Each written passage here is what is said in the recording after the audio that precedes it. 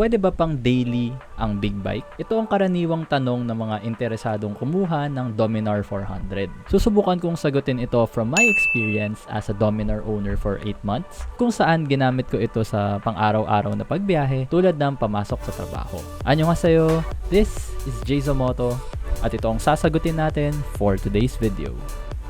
So para natin masagot na maayos itong tanong na to, kailangan muna nating himayin kung ano ba yung ibig sabihin pag sinabi natin na pang daily ang isang motor. So tingin ko mayroon tayong 4 na aspeto na dapat tingnan para masabi na okay pang daily ang Dominar 400. Pero bago ang lahat, shoutout muna sa bago nating mga subscribers dito sa channel. At malapit na tayo sa 50 subscribers. So kung gusto nyo po yung content natin, please do subscribe.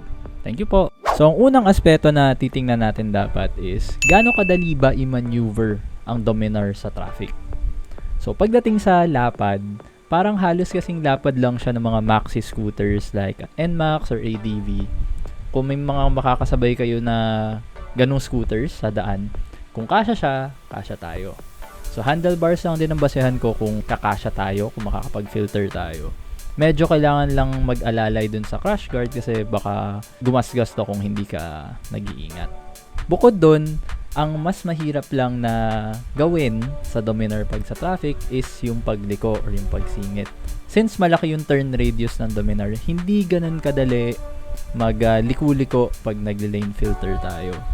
Okay tayo sa pagpadiretso lang, pero pag kailangan na natin medyo mag-weave sa traffic tapos sobrang sikip, doon posible magkaroon ng konting problema.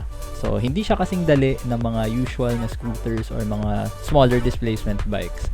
Pero kung diretsahan lang, kung pagsingit lang or pag-filter lang na simple, kayang-kaya. Sunod na dapat natin pag-usapan kung pwede ba pang daily ang big bike is ang konsumo niya sa gas.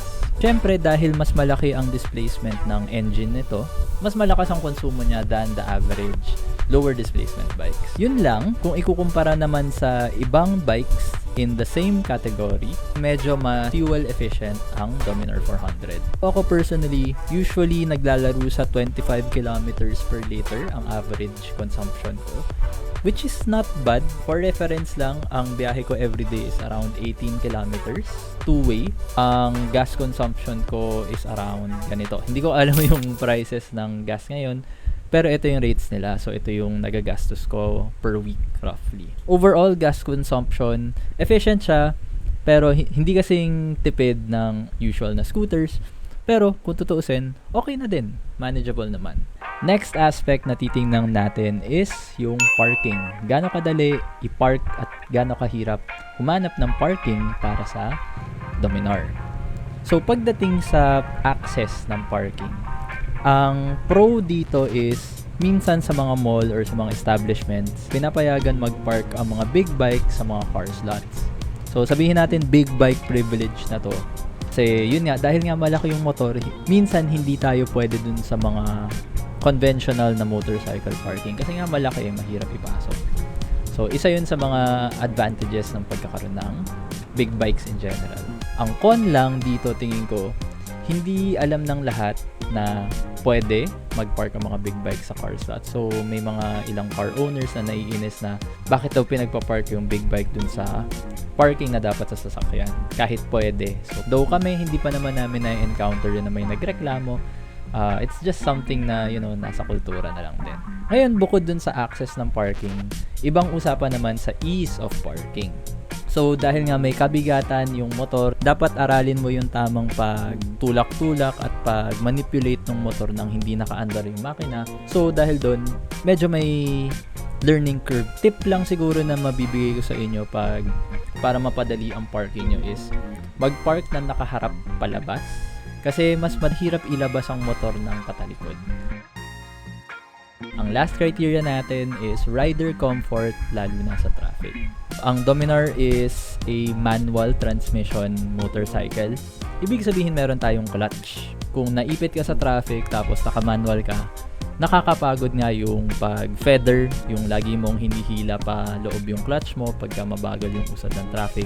Ngayon, i-combine mo pa yun sa hindi ka kasing dali makakapag lane filter. So may mga times na pag malayo biyahe mo tapos traffic, hindi nga talaga komportable yung lagi ka nagpapalit ng gear sa clutch.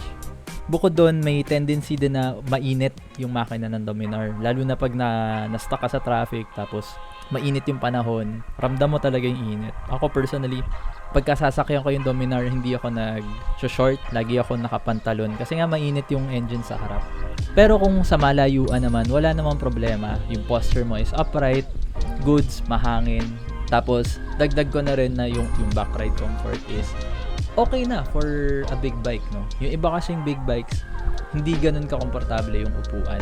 Yung sa Dominar 400, okay naman. Kaya naman ang back ride. So, ayun yung 4 na aspeto na kino-consider ko kung pwede ba pang daily ang Dominar 400. So, in summary, siguro kung naghahanap kayo ng solid bike na pwedeng pang daily, tapos medyo malayo ang biyahe nyo, hindi kayo masyadong masastuck sa traffic, I would say the Dominar 400 is a solid choice for daily commutes. Yan kung tingin nyo madalas kayo masastuck sa traffic or gusto nyo ng mas komportableng ride, ito lang yung mga kailangan nyong i-consider kung sakaling gusto nyong kumuha ng Dominar para sa daily commute. With all that said, kung nasagot ba natin yung tanong na to, may hindi ba tayo na-consider or meron ba kayong gustong i-bring up na na-miss natin, please feel free to comment and share your experience lalo na sa mga kapwa Dominar brothers natin dyan. Yun lamang po. Thank you for watching and as always, cheers!